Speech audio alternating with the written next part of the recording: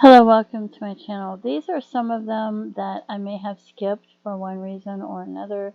I'm just going to put these all in one video. Different reasons. This was Jonathan David Barry. He's on the Charlie Project. I don't remember if he was on NamUs or any place, but we'll look down below. It says he was missing. He's been missing since June 1st, 2006. From Provo, Utah. He was 21 years old, 6'2" to 6'4". And I thought that was an unusual name, but I think I found it online in some different places. And it said he had a bicycle that was accounted for, a scar on his forehead between his eyebrows, and wore contact lenses.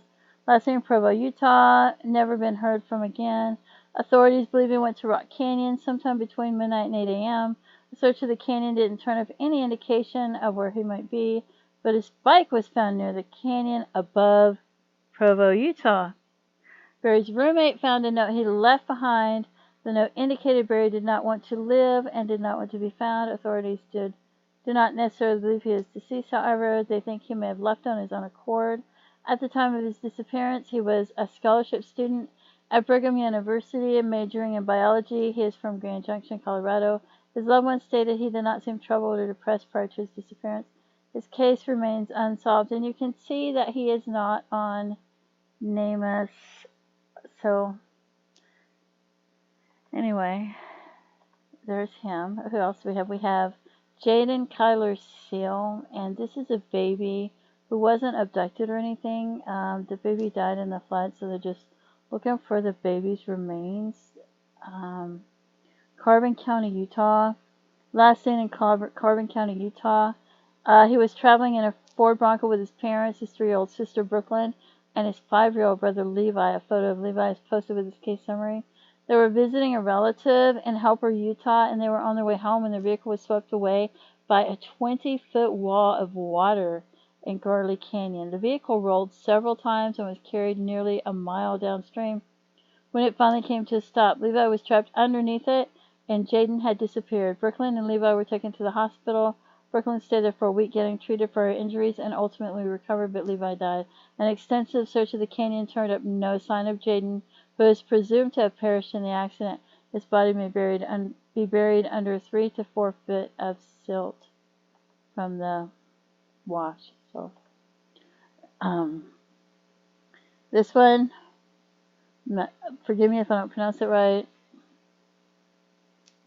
Luis Gonzales, missing since 2010, Draper, Utah, age 17.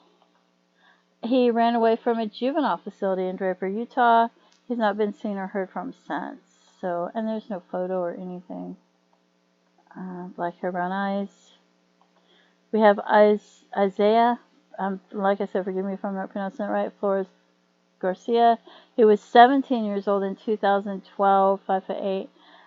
He disappeared from West Valley City, Utah, August 20, 2012. He left driving his parents' vehicle, having packed some bags, and never returned. The authorities believe he left on his accord. The vehicle, a white 1995 Honda Accord with Utah license plate number C950LR, was later found abandoned in California.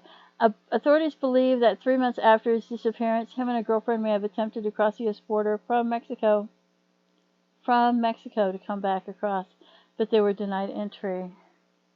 Maybe he didn't have identification.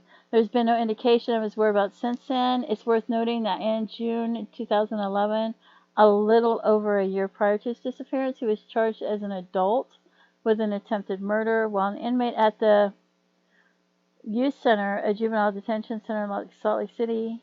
He had allegedly attempted to slice another man's throat. He allegedly said the other inmate was a rival gang member. It's unclear whether his disappearance is related to the attempted murder case, but it's worth noting that he is listed as a runaway juvenile, not a fugitive. His case remains unsolved. And then we have Karleen Barlow. And I just thought that was an unusual name.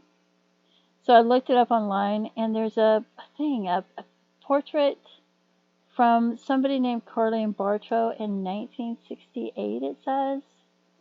That graduated in 1970. They're not sure who took the photo, but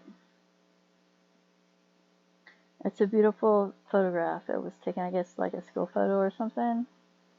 So it's not the same one, obviously, and I don't know if it's a family name or if it could be somebody that's related.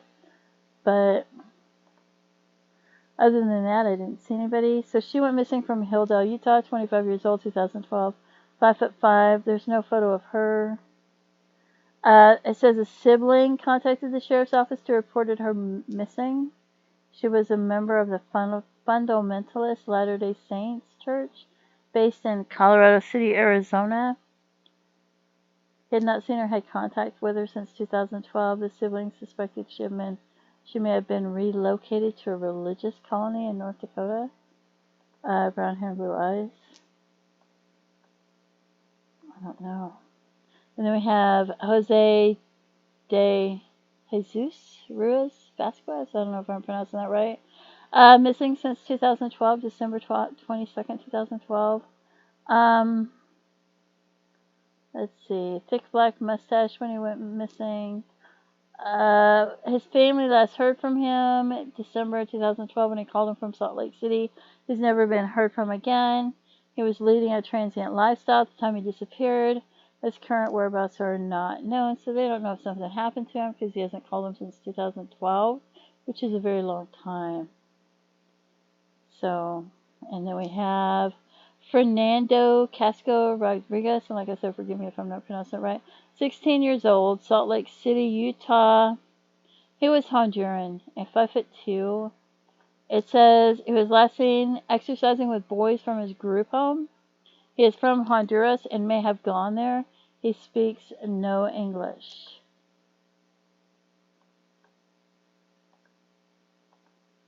So, I don't know.